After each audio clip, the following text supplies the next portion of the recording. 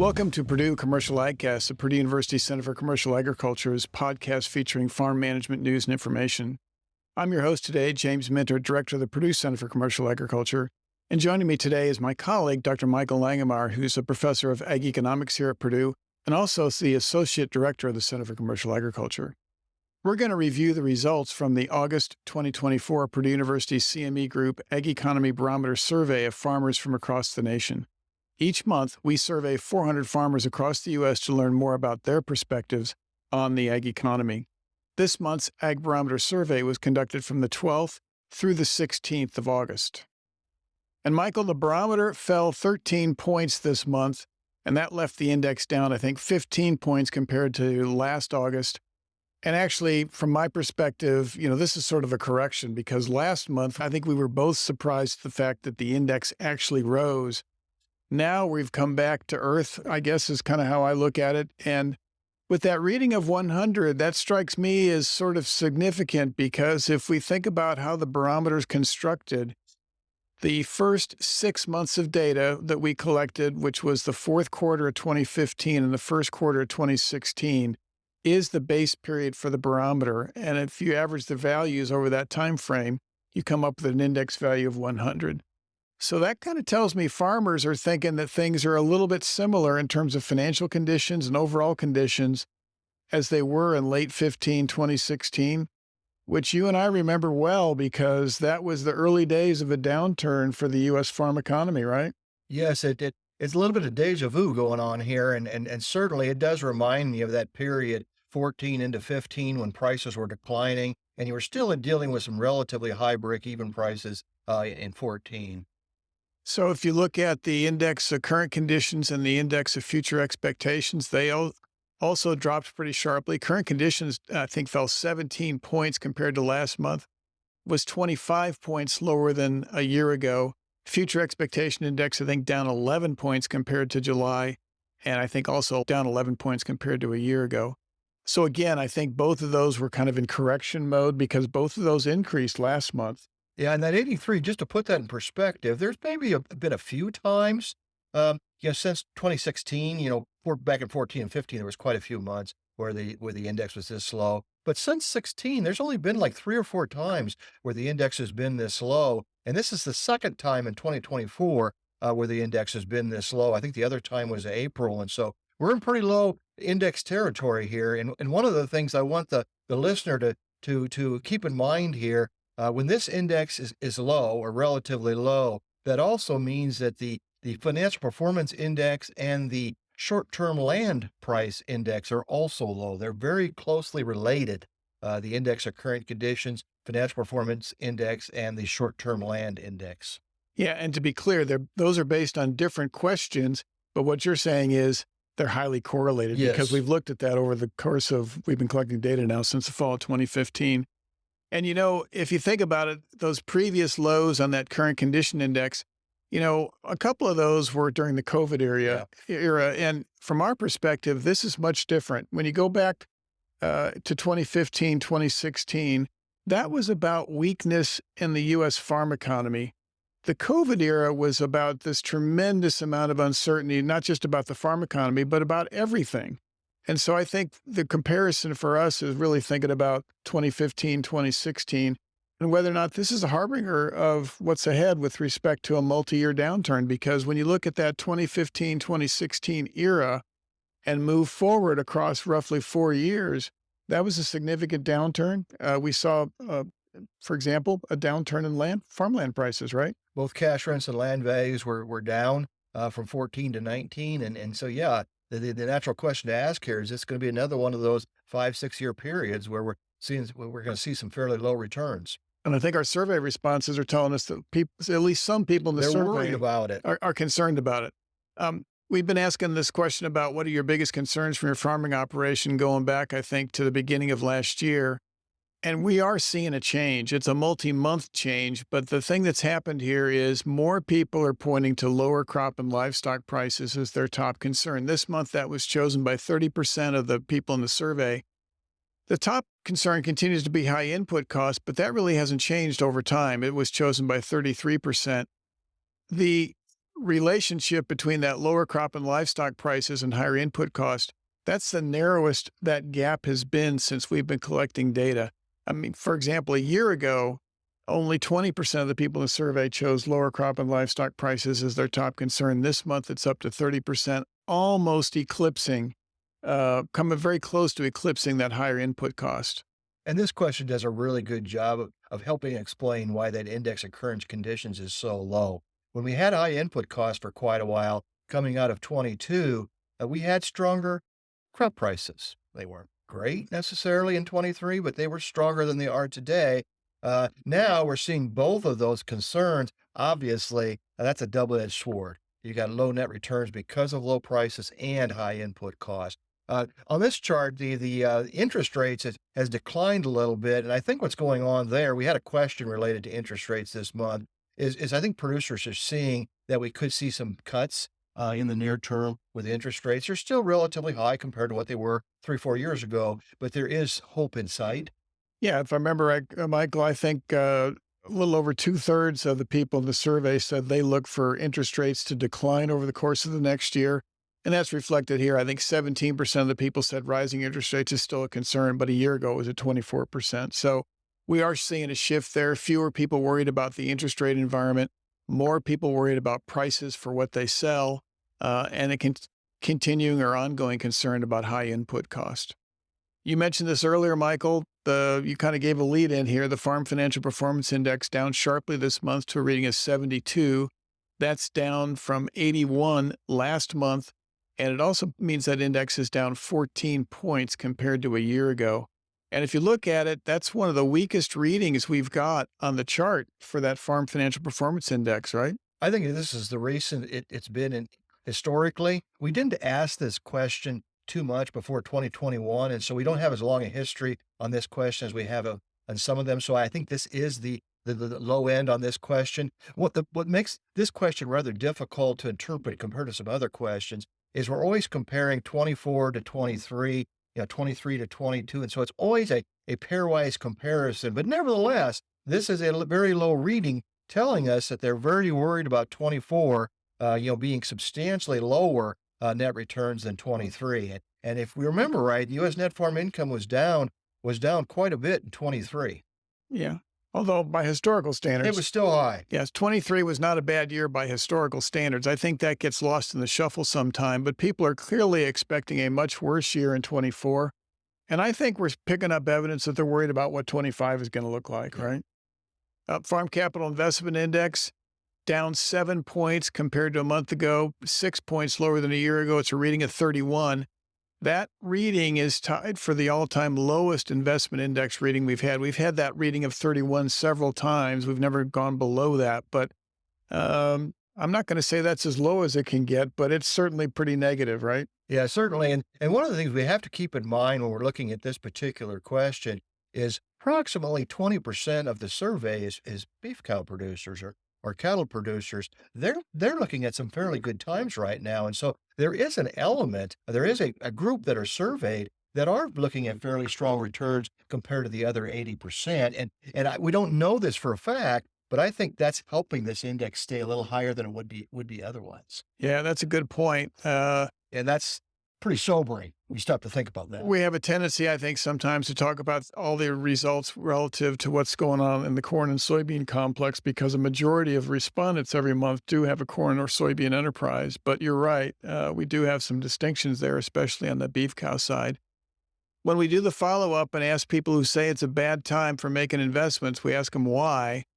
More respondents this month are pointing to high cost as a reason to hold back on investments. I think this month that was chosen by 39% of the people in the survey. Last month it was 36%. The month before that, back in June, it was 26%. So we've got a bit of a trend going on there. And we are picking up more people saying that it's a concern or about the uncertainty about farm profitability. I think this month that was chosen by 24% of the people in the survey. Last month, it was 19%. The month before that, it was 18%. You go back to May, it was 16%.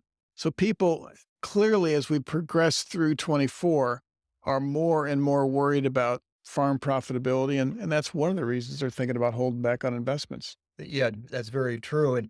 When we'll look at the possible responses here, there is a couple of those where we could see some relief, a little bit of relief from interest rates, for example. If interest rates decline a little bit, they're still relatively high, but that should help a little bit. Also, there's no reason to suggest that farm machinery and new construction has to continue to increase.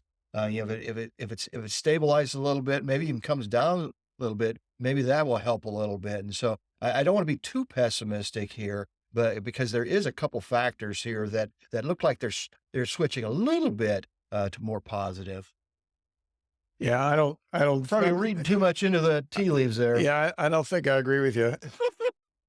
I think the machinery companies are Yeah. kind of expressing that as well Yeah, with it some of is the bad. cutbacks. Yeah. It is bad. The buildup of inventories is pretty large. So we do ask people who think it's a good time to make large investments what the reason for that is.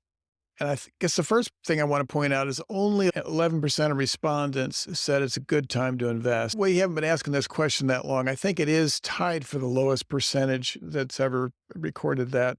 But among those who think it's a good time to invest, high dealer inventories was cited as the top reason. And you can certainly see that whether you're looking at the AEM, Ag Equipment Manufacturers data, or just looking at what's going on in dealer lots around the Midwest. Now I'm going to use my other economic hand, and there is a factor here that I'm a little bit pessimistic about.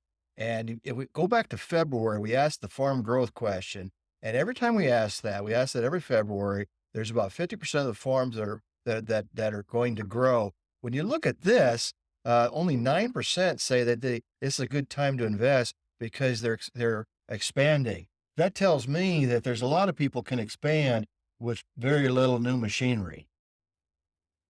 Yeah, which would imply they simply don't need to make They the simply capital don't investment. need to make a capital investment. Yeah, good point. The farmland outlook this month did shift. We saw a downturn in both the short-term and the long-term farmland expectation indexes. Short-term index at reading at 105 was down 13 points below a month ago, 21 points lower than a year ago. Again, last month's rise in this index was, I think, a bit of an anomaly. But if you look at it, it's a continuation of the weakening in expectations for farmland values. And then when you look at the raw responses, that was probably the most interesting thing here, Michael. 24% of the people in the surveys said that they think farmland values could go down in the next 12 months.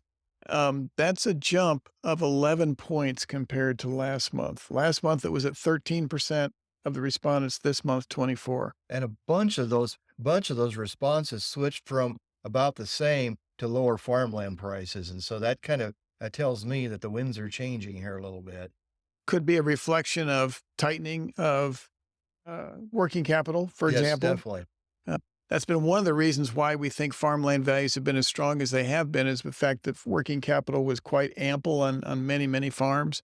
With the tightening of returns in 2024, I think when people do the year-end calculations, they're going to discover they've used up some of that working capital, right? I think so, yeah. Long-term index was down as well. Third month in a row, that long-term index was down. It was only down 4 points compared to July, but that did leave the index down 9 points compared to a year ago. And to me, I think the bigger thing there is the fact that it's down 3 months in a row. That's kind of unusual with this long-term index. And it's pretty big. If you go back to April, if I'm looking at the chart right, it was about 160, 158, 159, 160, and now it's 142. That's a pretty large drop. Yeah, and we've been this low before, but it's been a while. If you go back to early 2023, we saw some readings down below 140. But it is a shift. And again, I think the 3-month pattern here is probably the bigger significance, because it's, historically, the long-term index is always more positive than the short-term index. And even when you looked at the raw responses here, we saw an uptick in the percentage of people who say they think farmland values could fall not only over the next 12 months, but over the next 5 years. Let's see, I think that went to 14% this month, up from 11% in July. I think the highest that's ever been was at 19%, and that was back in early 2023. You and I were talking about that before we started recording. One of the things we think was going on there was people realized prices were starting to soften, but break-evens were not coming down very fast, and people were very worried about that. I think this could be longer term than that. I definitely think so. And of course, we keep asking people, if you think farmland values are going to go up, why do you think so? Well, they continue to point to the same thing. They continue to point to non-farm investor demand. But underneath that, I think one of the things that's interesting, we've asked this question now 5 months in a row, and there's a significant portion of people who think that what's going on with respect to using farmland to generate renewable energy is going to support farmland values. These last 2 months, that's been at 6% of the people who think farmland is going to go up. We had a couple of months there in May and June when it was between 10 and 12%. First time we asked it back in, I think April, was at maybe 8%. So we've got a kind of a range there between 6 and maybe 12% of the people in the survey who think value is going to go up, think it's because of what's taken place with respect to energy production. What's your take on that?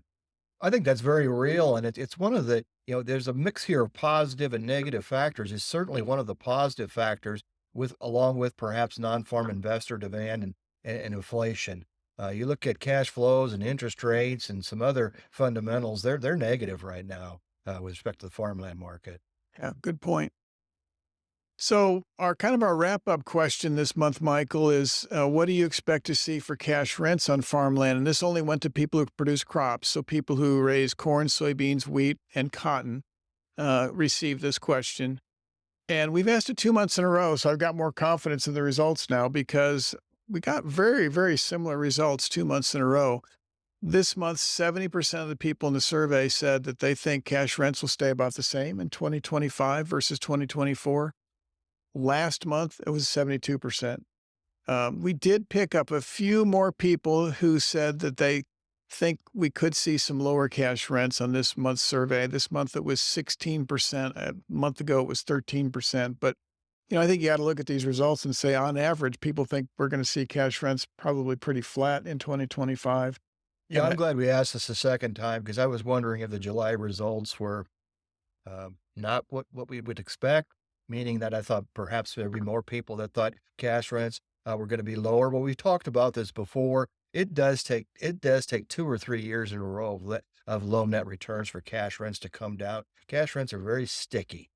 They don't move near as much as net return to land. And so what this tells me is there's going to start some tough conversations in the fall of 24 for 25 cash rents, but there could be even tougher negotiations in the fall of 25. The 26 cash rents. Yeah, looking at these results and looking at the research that you've done over the years on the relationship between net returns to land and cash rent, my best guess is we're not going to see much movement in cash rent for 2025, but we will see some significant downward pressure in 25 for the 26 crop year if 25 unfolds the way it looks now, right? Yeah, 'cause something has to give, and I've talked about this before, but if you look at the costs that are relatively high now compared to what they were in 2014, if we think we might be repeating that 2014 to 2019 period, one of those is cash rent.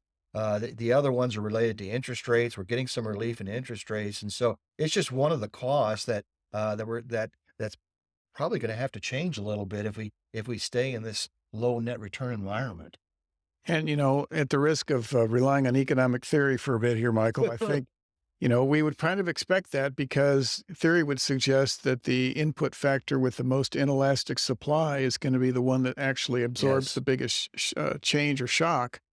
And we've seen that in the past. I think we'll see it again. And that we're going to see some of the same thing we talked about with machinery. People are going to hold off buying machinery for some of the same reasons. They have some flexibility when they buy that, and the same is true with land. Yeah. So that wraps up the highlights for this month's survey. You can get the full report on our website, which is purdue.edu/agbarometer. And of course, you're welcome to listen to our podcast anytime. We cover out not only this topic with respect to the Ag Economy Barometer, but a variety of farm management related topics on the podcast Purdue Commercial AgCast. It's available in all the major podcast providers and at our website. You can watch it and listen to it on our website, or you can do it with your favorite podcast provider. If you do that, you want to search for Purdue Commercial AgCast to find the podcast on any of the major podcast providers. And so with that, I want to thank my colleague, Dr. Michael Langemeier, for joining us today. And on behalf of the Center for Commercial Agriculture, I'm Jim Mintert. Thanks for joining us.